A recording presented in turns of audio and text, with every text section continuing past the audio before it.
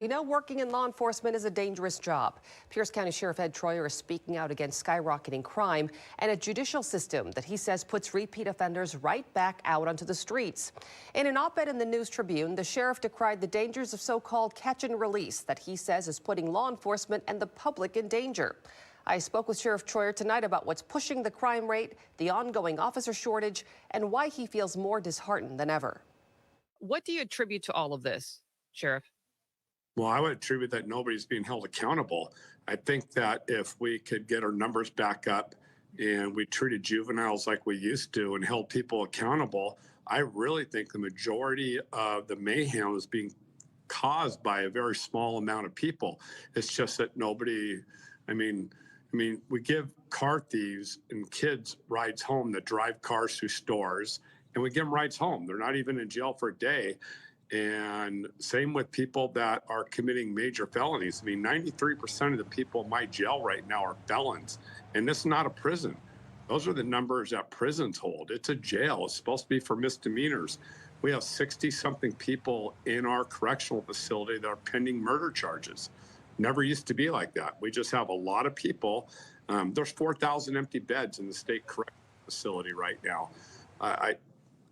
I don't know what to do about it. I mean, we have people that we go out and spend 3 or 4 days looking for that have caused tons of problems, multiple armed robberies, and we get them in jail. And the next day, the judicial system, the judge, is letting him out with no bail, zero bail. And Sheriff, this didn't happen. This trend did not happen overnight. When you look back, how do you look at it? What happened? It didn't happen overnight. I think that, a lot of people wanted to give, we've pretty much legalized drugs in this state. We don't hold people accountable. We went from having 200 to 250 cars stolen a month in Pierce County to 900 in about a 12-month time period. I mean, who doesn't know anybody who hasn't had their car stolen? How many people have had it stolen twice? How many people have seen cars going 100 miles an hour down the freeway with kids in it? Drive down your street. Look at the businesses with boards up because people have driven cars through stores. Look at all the businesses that are closing because they can't afford to stay in business. I mean, it's not just me. I don't think I've said anything in that's not true. And everything I just talked about right now, everybody's seeing. It's not hidden. It's not undercover. It's just right out there in the open.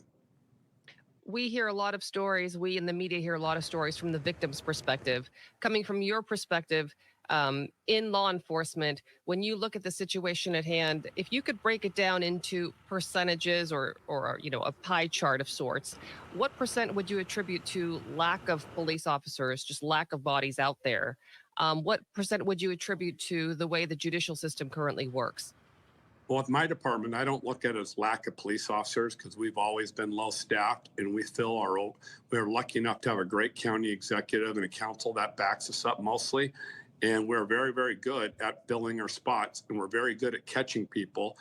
We're just not good on the back end of holding them accountable. And it gets frustrating seeing the same people over and over.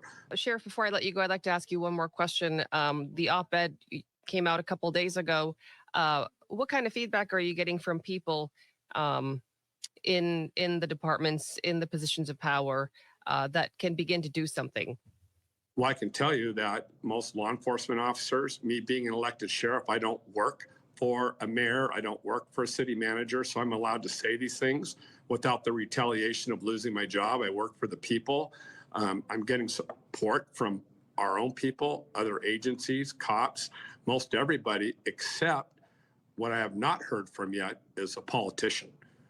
I have not heard from any politicians about what do we do about this. The current people that are in power have not reached out to me, but everybody else has, from school teachers to citizens, and it was actually really overwhelming. And I do got to give some credit to the Tacoma News Tribune for running that, because I never thought they would. I thought it would just be something that was posted on my page and the department page, and we shared locally. But I think that everybody like you talking to me right now is recognizing it's a problem, and it's part of the problem. And it's part of something we got to fix in order to get a solution. All right, Sheriff Ed Troyer, thank you so much for your time tonight. Yeah, thank you.